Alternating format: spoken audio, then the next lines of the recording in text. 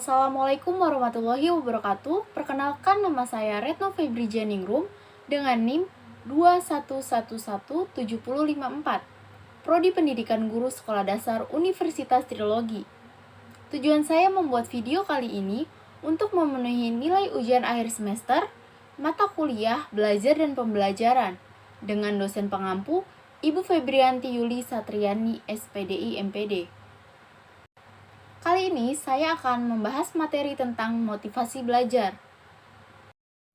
Apa sih motivasi belajar itu? Jadi, di diri siswa terdapat kekuatan mental yang menjadi penggerak belajar. Kekuatan penggerak tersebut berasal dari berbagai sumber. Siswa belajar karena didorong oleh kekuatan mentalnya. Kekuatan mental itu berupa keinginan, perhatian, kemauan, dan cita-cita. Pentingnya motivasi dalam belajar bagi siswa. Yang pertama yaitu menyadarkan kedudukan pada awal belajar, proses, dan hasil akhir. Yang kedua, menginformasikan tentang kekuatan usaha belajar yang dibandingkan dengan teman sebaya. Yang ketiga, mengarahkan kegiatan belajar. Yang keempat, membesarkan semangat. Yang kelima, menyadarkan tentang adanya perjalanan belajar dan kemudian bekerja yang bersinambungan.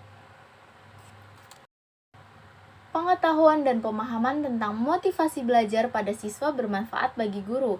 Manfaat itu yang pertama, membangkitkan, meningkatkan, dan memelihara semangat siswa untuk belajar sampai berhasil.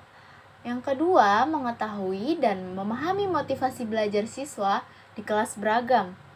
Lalu yang ketiga, meningkatkan dan menyadarkan guru untuk memilih satu di antara bermacam-macam peran. Dan yang keempat, memberi peluang guru, ujuk kerja, rekayasa pedagogis.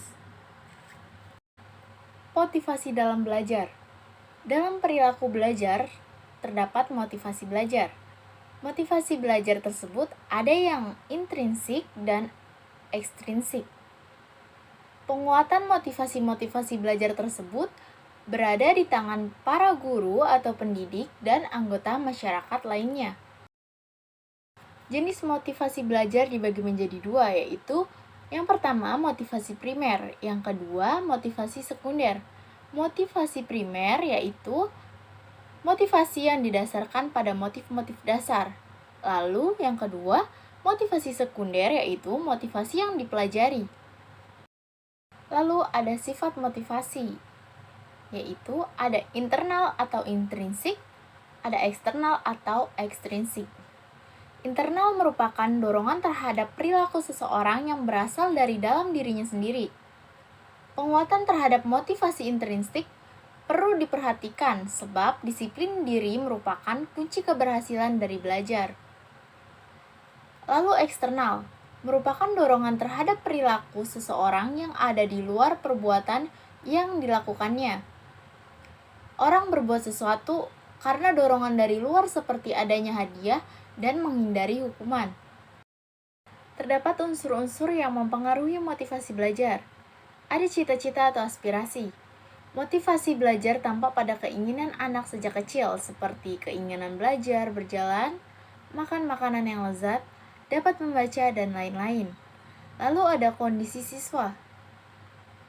Meliputi kondisi jasmani dan rohani mempengaruhi motivasi belajar. Lalu ada kemampuan siswa. Kemampuan akan memperkuat motivasi anak untuk melaksanakan tugas-tugas perkembangan. Dan ada kondisi lingkungan siswa. Lingkungan siswa dapat berupa keadaan alam, lingkungan tempat tinggal, pergaulan sebaya, dan kehidupan kemasyarakatan. Adapun upaya meningkatkan motivasi belajar, yaitu optimalisasi penerapan prinsip belajar, ialah upaya pembelajaran terkait dengan beberapa prinsip belajar. Lalu ada optimalisasi unsur dinamis belajar dan pembelajaran. Ialah terdapat beberapa unsur dinamis belajar dan pembelajaran. Lalu ada optimalisasi pemanfaatan pengalaman dan kemampuan siswa. Ialah guru wajib menggunakan pengalaman belajar dan kemampuan siswa dalam mengelola siswa belajar. Yang terakhir, ada closing statement dari saya. Motivasi memegang peran yang penting dalam proses belajar. Seorang guru hanya sebagai fasilitator, motivator, dan inspirator dari proses kegiatan belajar mengajar di kelas. Keterlibatan seorang murid dalam suatu kegiatan belajar mengajar akan memberikan motivasi kuat kepada mereka. Setiap perjuangan pasti ada hasilnya. Gagal memberi pelajaran, sukses memberi kebahagiaan.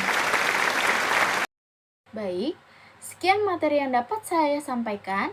Semoga videonya bermanfaat untuk kita semua. Kurang lebihnya mohon maaf. Billahi taufiq wal hidayah. Wassalamualaikum warahmatullahi wabarakatuh.